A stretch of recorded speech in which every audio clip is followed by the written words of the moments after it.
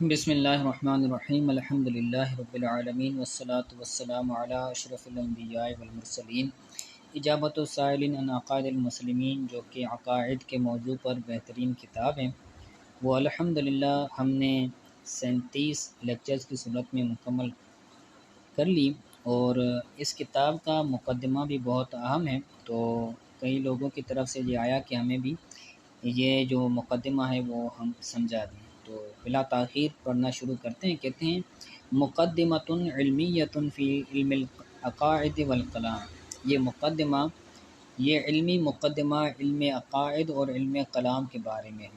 تو لہٰذا یہاں سے موضوع نکالیں گے تو وہ مبتدا بنے گی اور یہ مل کر ساری خبر بنے گی اس کی۔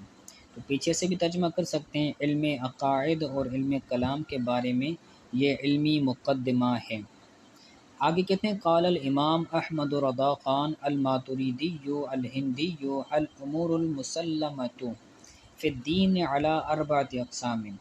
امام احمد رضا خان ماتریدی ہندی رحمۃ اللہ تعالی علیہ نے فرمایا کہ دین میں ثابت شدہ امور کی 4 اقسام ہیں۔ اصطلاحی ترجمہ، دین میں ثابت شدہ امور کی 4 اقسام ہیں۔ پہلی قسم ہے الضروریات الدین، ضروریات دین، یہ جو ثابت امور ہے، یعنی دین کے اندر جتنی بھی چیزیں آ جاتی ہیں، چاہے وہ جائز ہو، چاہے وہ حرام ہو، حلال ہو، تو یہ ساری کی ساری جو چیزیں آ جاتی ہیں عقائد کے اندر یا احکام کے اندر، تو وہ ساری کی ساری جو ہے وہ 4 چیزوں کے تحت آ جاتی ہیں۔ تو ان میں سے پہلی چیز ہے ضروریات دین۔ کہتے ہیں وَهِيَ مَا تَثْبُتُ مِنَ الْقُرْآنِ الْعَظِيمِ أَوِ الْحَدِيثِ الْمُتَوَاتِرِ أَوِ الْإِجْمَاعِ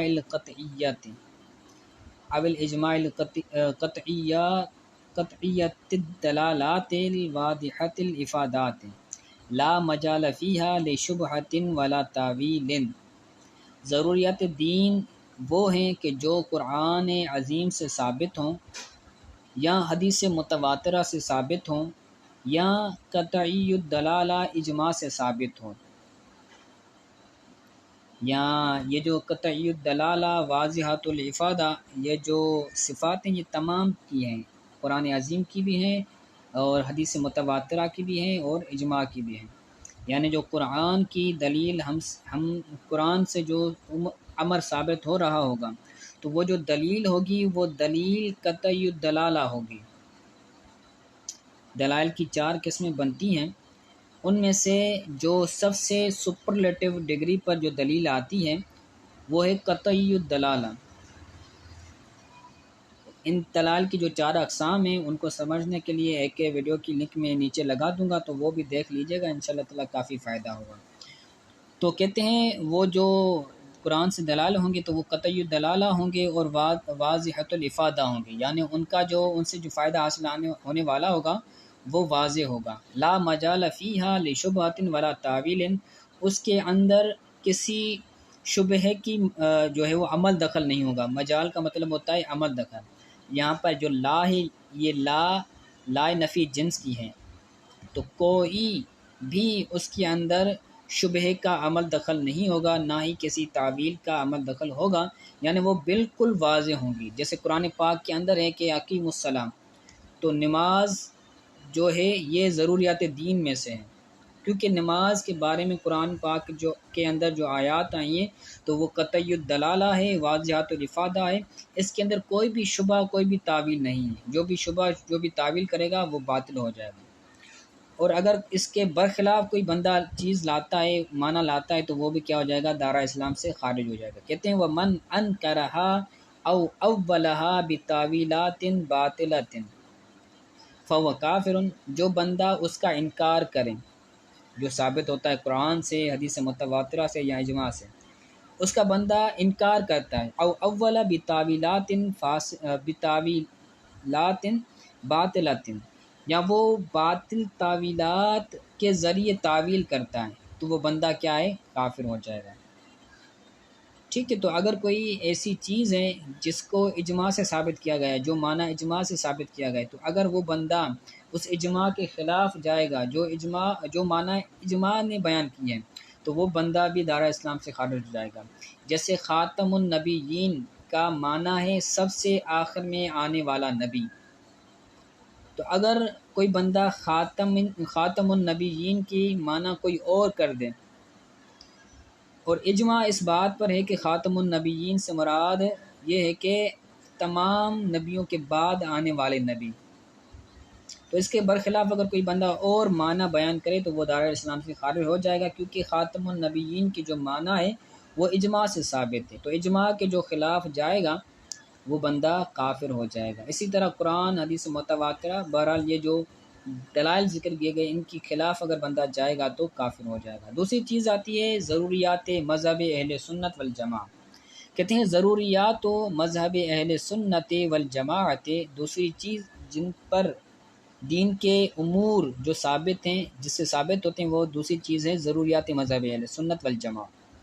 تو کہتے ہیں وَهِيَ أَيْضًا تَثْبُتُ مِنَ الدَّلِيلِ الْقَطْعِيِّ وَلَكِنْ فِيهِ نَوْعُ شُبْهَةٍ وَتَأْوِيلٍ، نَوْعُ شُبْهَةٍ وَتَأْوِيلٍ فِي كَوْنِهِ قَطْعِيُّ الثُّبُوتِ، کہ ضروریات مذہب اہل سنت یہ بھی قطعی دلیل سے ثابت ہوتی ہیں، لیکن اس کے اندر تعویل اور شبہے کی ایک نوع ہوتی ہے، اس میں شبہ ہوتا ہے، اس میں تعویل ہوتی ہے۔ کس چیز میں تعویل ہوتی ہے، کس چیز میں شبہ ہوتا ہے؟ اس بات میں، اس چیز میں تعویل ہوتی ہے کہ فی کون ہی قطعی الثبوت ہے، کہ وہ قطعی الثبوت ہے، اس کے قطعی الثبوت ہونے میں کوئی شبہ ہوتا ہے، کوئی دلیل ہوتی ہے، کوئی جو ہے وہ تعویل ہوتی ہے، تو وہ ضروریات دین سے نکل کر ضروریات مذہب اہل سنت کے اندر آ جاتا ہے۔ اس کے بعد کہتے ہیں وَلِذَالِكَ لَا يَكُونُ، وَلِهَذَا لَا يَكُونُ مُنْكِرُهَا كَافِرًا بَلْ يَكُونُ ضَالًا سَيِّئَ الْمَذْهَبِ، تو جو بندہ، اسی وجہ سے جو بندہ اس کا منکر ہے، لا يَكُونُ مُنْكِرُهَا، اس کا جو منکر ہے وہ نہیں ہوتا کافرن، کافر۔ یکون کا جو اسم ہے وہ منکرها ہے، اور اس کا جو خبر ہے وہ ہے کافرن، تو ضروریات مذہب اہل سنت کا انکار کرنے والا کافر نہیں ہوتا، اسی وجہ سے ضروریات مذہب اہل سنت کا انکار کرنے والا بندہ کافر نہیں ہوتا، بل یکون ضالا سیء المذہب، بلکہ وہ بندہ گمراہ ہوتا ہے اور بد مذہب ہوتا ہے۔ صحیح کا مطلب ہوتا ہے بد، تو بد مذہب اس کو کہہ سکتے ہیں، اس کو گمراہ کہہ سکتے ہیں، لیکن وہ کافر نہیں ہو سکتا۔ ٹھیک ہے، آگے کہتے ہیں الثابتات المحکمہ، تیسری چیز جس پر دین کے امور کا دار و مدار ہے وہ ہے الثابتات المحکمہ۔ کہتے ہیں وَهِيَ مَا يَكْفِي لِثُبُوتِهَا دَلِيلٌ ظَنِّيٌّ عِنْدَمَا كَانَ مَفَادُهُ رَأْيَ أَكْبَرَ حَيْثُ يَجْعَلُ جَانِبَ خِلَافِهِ مَطْرُوحًا وَمَدْمُوحًا وَغَيْرَ قَابِلٍ لِلْالْتِفَاتِ الْخَاصِ۔ ثابتات المحکمہ یہ وہ چیز ہوتی ہے کہ جس کے ثبوت کے لیے ظنی دلیل بھی کافی ہوتی ہے، جس کے ثبوت کے لیے ظنی دلیل بھی کافی ہوتی ہے، یعنی جو چیز ظنی الدلالہ ہو، جو دلیل ظنی ہو، تو اس سے بھی یہ ثابتات المحکمہ ثابت ہو جاتی ہے، جیسے حضور کریم صلی اللہ علیہ وسلم کا نور ہونا، تو حضور صلی اللہ علیہ وسلم کے نور ہونے کے بارے میں جو عقیدہ ہے ہمارا وہ بھی ثابتات المحکمہ میں سے ہے، یعنی اس کے اوپر ظنی دلیل بھی آ جائے تو وہ بھی کافی ہو جائے گی۔ عندما کان مفادہ رائے اکبر، جب اس کے مفاد میں، عندما کا مطلب ہے جس وقت جب اس کے مفاد میں بڑی رائے ہو یا کسی بڑے کی رائے ہو، حیث یجعل جانب خلافی مطروحا، اس حیثیت سے کہ اس کے جانب جانے والا، اس کے خلاف کی طرف جانے والا بندہ مطروحا چھوڑا ہوا ہوگا، مدمحلا اور جو ہے وہ سست ہوگا، وغیر قابل التفات الخاص، اور خاص التفات کے قابل بندہ نہیں ہوگا، کہ جس کو ترجیح دی جائے، جس کی طرف بندہ متوجہ ہوا جائے، جس کو جو ہے وہ اہمیت دی جائے، تو اگر کوئی بندہ ثابتات المحکمہ کے خلاف جاتا ہے تو اس کی کوئی عزت، کوئی وقار نہیں ہوگا۔ و یکفی لثبوتها، اور اس کے ثابت ہونے کے لیے خبر احاد بھی کافی ہے. یکفی لثبوتها حدیث احاد صحیح او حسن، ثابتات المحکمہ کے ثبوت کے لیے خبر واحد بھی کافی ہیں، چاہے وہ خبر واحد صحیح ہو یا حسن ہو. وقضا قول سواد العظم، اسی طرح سواد اعظم کا قول ہے کہ جو ثابتات محکمہ ہے وہ خبر واحد سے بھی ثابت ہوتی ہے، اور چاہے وہ صحیح ہو یا حسن ہو. سواد اعظم سے مراد ہے اہل سنت والجماعت. و جمہور العلماء، اور جمہور علماء سے یہ بات ثابت ہے. فإن ید اللہ علی الجماعت، بے شک اللہ تعالیٰ کا اپنی رحمت والا، جو اللہ تعالیٰ کی جو رحمت ہے وہ جماعت ہے. ید سے مراد یہاں پر اللہ تعالیٰ کی رحمت ہوگی. تو جو جماعت ہوتی ہے اللہ تعالیٰ پر اس کی رحمت ہوتی ہے، تو جماعت کا موقف جمہور علماء کا اور سواد اعظم کا جو بڑا گروہ ہے اس کا یہ موقف ہے کہ ثابتات المحکمہ یہ خبر واحد سے بھی ثابت ہوتی ہیں، اور صحیح حسن اگرچہ ہوں پھر بھی وہ ثابت ہو جاتی ہیں.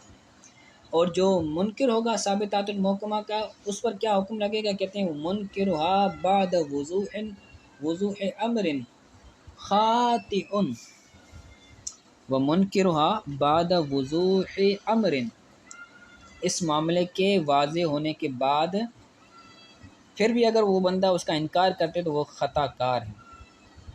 منکرها ثابتات المحکمہ کا انکار کرنے والا، اس کے واضح ہونے کے بعد، اس امر کے واضح ہونے کے بعد بھی وہ بندہ اگر انکار کرے تو وہ خطا کرنے والا ہے. وعاصم، اور گناہ گار ہے.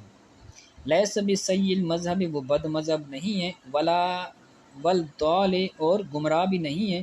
ولیس بکافر، اور نہ کافر بھی نہیں ہے. ولا بخارج عن الاسلام، اور اسلام سے خارج بھی نہیں ہے، یعنی غیر مسلم بھی نہیں ہے. تو اگر کوئی بندہ نبی کریم صلی اللہ علیہ وسلم کے نور ہونے کا انکار کرتا ہے کہ نبی کریم صلی اللہ علیہ وسلم نور نہیں ہے، تو ہم اس پر کفر کی جو ہے وہ عبارت نہیں ٹھوسیں گے کہ بھائی اگر کوئی بندہ نبی کریم صلی اللہ علیہ وسلم کے نور کا منکر ہے تو وہ کافر ہے. ہاں گناہ گار ہیں، خطا کار ہیں، لیکن بد مذہب بھی نہیں ہے اور گمراہ بھی نہیں ہے. لیکن بسا اوقات اس مقام پر ایک یہ چیز آ جاتی ہے کہ حضور صلی اللہ علیہ وسلم کی جو اس کے خلاف جو صفت آتی ہے، اس کے برخلاف جو صفت بیان کی جاتی ہے، یعنی حضور کے بشر ہونے کی، تو اس کے اندر لوگوں نے جو شدت کر دی اور معاذ اللہ حضور صلی اللہ علیہ وسلم کو اپنی طرح بشر ماننا شروع کر دیا. تو ان پر ہم نے شدت کرتے ہوئے یہ کہتے ہیں کہ یہ بھائی بد مذہب ہیں اور جو ہے وہ گمراہ ہیں. تو ان کا ہی طریقہ ہے، جو گمراہ ہوتے ہیں وہی اس کے اندر شدت کر جاتے ہیں. تو اگر کوئی بندہ ایسا ہو کہ جو شدت کرنے والا نہ ہو تو اس پر جو ہے وہ یہ حکم نہیں لگے گا گمراہ اور بددین ہونے والا، بلکہ اس کو ہم خطا کار کہیں گے، گناہ گار کہیں گے. ٹھیک ہے. اس کے بعد آتا ہے چوتھی قسم الظنیات المحتملہ. ظنیات المحتملہ کے لیے کہتے ہیں وَهِيَ مَا يَكْفِي لِثُبُوتِهَا دَلِيلٌ ظَنِّيٌّ، یہ وہ ہیں کہ جس کے ثبوت کے لیے، ہاں ضمیر کا مرجع جو ہے وہ ہیہ ہیں، ہیہ سے مراد ظنیات المحتملہ، یعنی ظنیات المحتملہ جس کے ثبوت کے لیے دلیل ظنی کافی ہیں، جس کے ثبوت کے لیے ظنی دلیل کافی ہیں. یسع لجانبہ الخلاف سعۃ، اور جس کے خلاف جانب کے لیے وسعت ہو.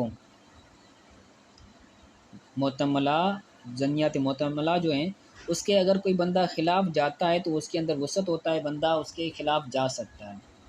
تو ظنیات المحتملہ کے خلاف بھی بندہ جا سکتا ہے، اس کے اندر جو ہے وہ وسعت ہوتی ہے. یسع لجانب الخلاف، اس کے جانب خلاف کی طرف جانے میں وسعت ہوتی ہے. وَيُقَالُ لِمُنْكِرِهَا مُخْطِئٌ، اسی طرح اس کا جو انکار کرنے والا بندہ ہے اس کو خطا کار کہا جاتا ہے، خطا کار کہا جائے گا. وقاصر، اور کمی کرنے والا کہا جائے گا فقط. ٹھیک ہے. اس کو گناہ گار بھی نہیں کہہ سکتے، ولا عاصم فضلا، گناہ گار بھی نہیں کہہ سکتے بچتے ہوئے، یہ کہتے ہوئے کہ وہ گمراہ ہے یا کافر ہے. گناہ گار نہیں ہوگا تو گمراہ اور کافر کیسے ہو سکتا ہے؟ تو ولا عاصم فضلا ان یکون ضالا او کافرا، بچتے ہوئے کہ وہ گمراہ ہو یا پھر کافر ہو۔